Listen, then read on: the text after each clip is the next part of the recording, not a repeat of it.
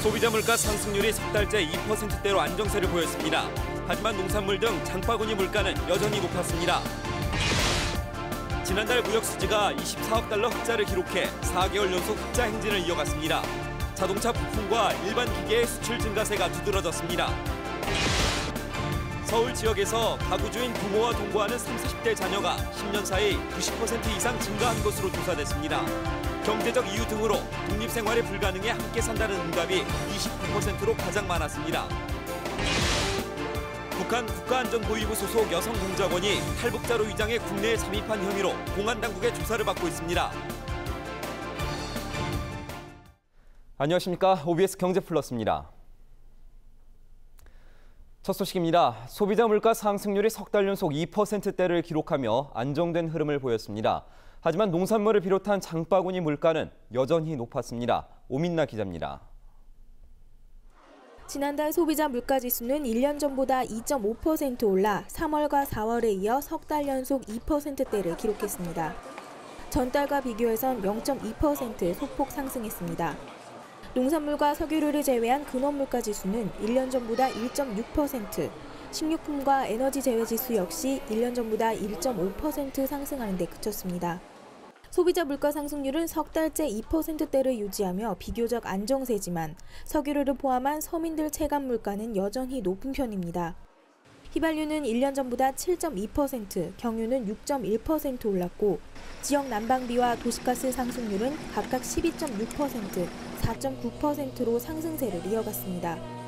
특히 신선식품지수는 지난해 같은 시기와 비교해 13.9%나 껑충 뛰었는데 작년보다 채소와 과일 상승폭이 큰 탓으로 풀이됩니다. 고춧가루, 배추, 고구마 등은 모두 두 자릿수 높은 상승률을 보여 장바구니 물가가 높음을 실감케 했습니다. 전셋값 상승률은 지난해에 비해 5.3%, 월세는 3% 올랐습니다. 앞으로는 버스 등 공공요금 인상 가능성과 이란 사태, 여름철 소외가 물가 상승의 주요 변수가 될 것으로 통계청은 내다봤습니다. OBS 뉴스 오민나입니다. 50부동산 대책이 발표된 지 한 달여가 지났는데도 여전히 거래 부진이 이어지고 있습니다. 전세 시장 수요도 움직이지 않고 있는데요. 전문가 연결해 시장 상황 자세히 알아보겠습니다. 부동산 114 김규정 리서치 센터장 연결돼 있습니다. 안녕하세요, 센터장님. 네, 안녕하세요. 네, 정부의 50부동산 거래 활성화 대책에도 불구하고요, 시장의 거래 부진이 이어지고 있다는데 조금 어떻습니까? 네, 수요자들의 거래 관망세가 지속되면서 한 주간 강남권을 중심으로 서울 재건축 아파트 가격이 0.14% 다시 하락했습니다. 네. 5.10 대책 발표 전까지는 반짝 기대감이 형성되기도 했었는데 오히려 그 이후에는 문이마저 뜸해지면서 약보합세가 이어지고 있는데요.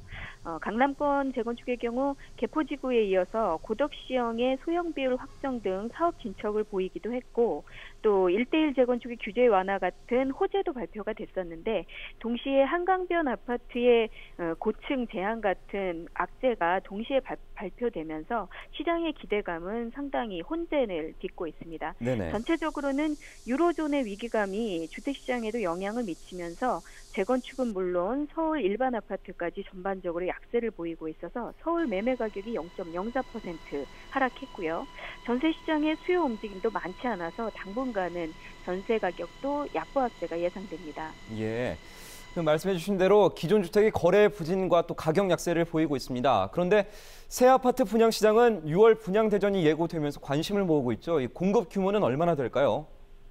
네, 6월 현재까지 조사된 분양 계획 물량은 4만 가구를 훌쩍 뛰어넘어서 5만 가구에 육박하는 것으로 조사가 됐습니다. 네네. 일부 사업장의 일정이 지연된다고 해도 이달 6월에 4만 가구 안팎의 분양 물량이 새롭게 선보일 것으로 예상이 되는데요.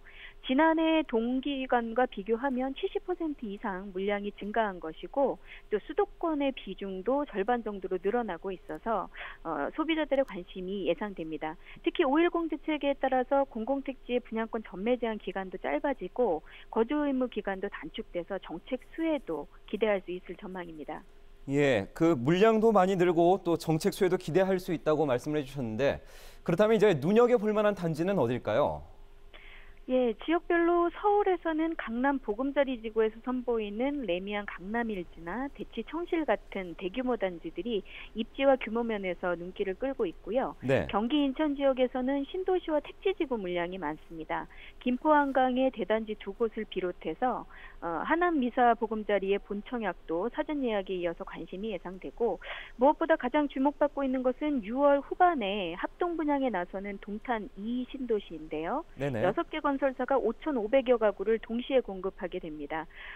GTX와 KTX 복합 환승역인 동탄역이 가깝고 삼성 등 직장인 배우 수요도 풍부한 데다 센트럴파크나 골프장 조망도 가능해서 중소형을 중심으로는 수도권 남부 지역 실수요자들의 청약 관심이 높을 것으로 예상이 됩니다. 네네. 또 지방에서는 부산 센텀시티나 세종시, 또 원주나 전북, 혁신도시 같은 랜드마크 개발 호재가 많은 곳들의 분양이 이어질 것으로 보여서 예비 청약자들의 관심이 높아질 것으로 예상이 됩니다. 네, 그렇군요. 6월의 첫째 날입니다. 이번 달 6월 부동산 시장은 어떻게 전망하고 계신지요? 예, 앞서 말씀드린 것처럼 신규 분양 시장에서는 양적으로 또 질적으로도 우수한 물량이 많이 공급이 됩니다. 분양가 경쟁력이 뛰어나고 입지나 선호도가 좋은 중소형 중심으로 청약 열기가 이어질 것으로 예상이 되고, 이달 물량이 늘어나는 수도권 분양 시장의 청약 성적에 따라서 하반기 수도권의 분양 시장 분위기와 또 주택 경기 회복 여부를 좀 판가름할 수 있을 것으로 전망이 되고요. 네. 반면에 기존 아파트 매매 시장은 아무래도 유럽발 재정 위기가 다시 부각되면서 당분간은 거래 부진과 약보합세가 이어질 전망이고, 전세 수요 움직임도 도심부나 저가 지역에만 한정되고 있어서 아무래도 실수요자분들에게는 저렴한 내 집 마련 기회가 될 수도 있겠지만, 현금이라던가 아니면은 가격 하락에 대한 철저한 분석을 하시면서 매입 결정에 나서셔야 될 것 같습니다. 예, 물량은 많이 늘었지만 서울이나 수도권의 경우는 약보합세가 당분간 또 지속될 우려가 있겠군요. 예, 기존 주택 시장에서는 아무래도 가격 조정을 좀 더 눈여겨보시면서 신중하게 판단하실 필요가 있겠습니다. 네, 오늘 말씀 감사합니다. 감사합니다. 네, 지금까지 부동산 114 김규정 리서치 센터장이었습니다. 다음 소식입니다. 지난달 무역 수지가 24억 달러 흑자를 기록해 4개월 연속 흑자 행진을 이어갔습니다. 지식경제부는 지난달 우리나라의 수출은 지난해 같은 기간보다 0.4% 줄어든 472억 달러, 수입은 1.2% 감소한 448억 달러를 기록했다고 밝혔습니다. 수출 품목별로 보면 자동차 부품과 일반 기계 등은 증가세를 보였지만 무선통신기기와 선박 등은 크게 감소했습니다. 지경부는 세계 경제의 불확실성에 따라 주요 품목의 수출 증가세가 크게 둔화되고 자본재 등의 수입이 위축되고 있는 것으로 분석했습니다. 서울 지역에서 가구주인 부모와 동거하는 30, 40대 자녀가 10년 사이 90% 이상 증가한 것으로 조사됐습니다. 서울시는 통계청 인구주택 총조사 등의 자료를 분석한 결과 가구주인 부모와 동거하는 30, 40대 자녀가 2000년 25만 3천 명에서 2010년 48만 4천 명으로 10년 만에 91.4%나 늘었다고 밝혔습니다. 부모가 자녀와 함께 사는 이유는 자녀가 경제적 이유 등으로 독립생활이 불가능해서라는 응답이 29%로 가장 많았습니다.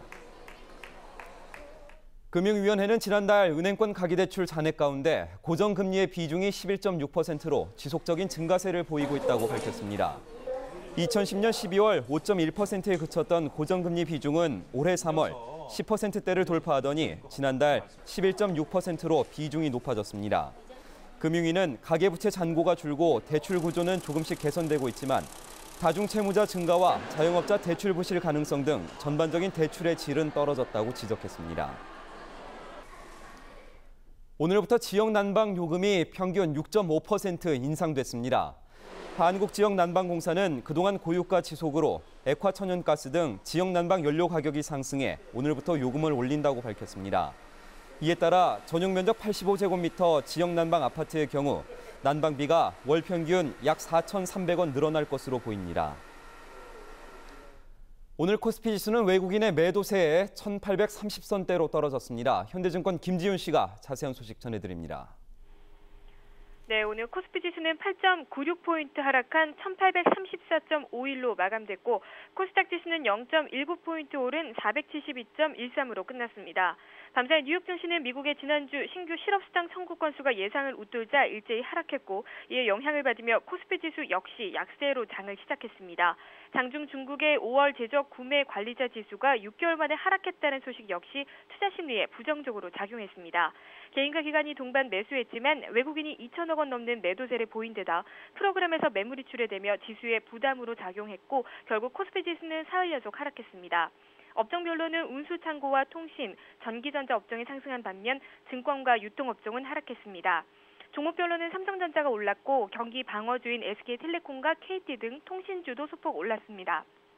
지금까지 현대증권에서 전해드렸습니다. 탈북자로 위장해 국내에 잠입한 북한 국가안전보위부 소속 여간첩이 공안당국에 체포돼 구속수사를 받고 있습니다.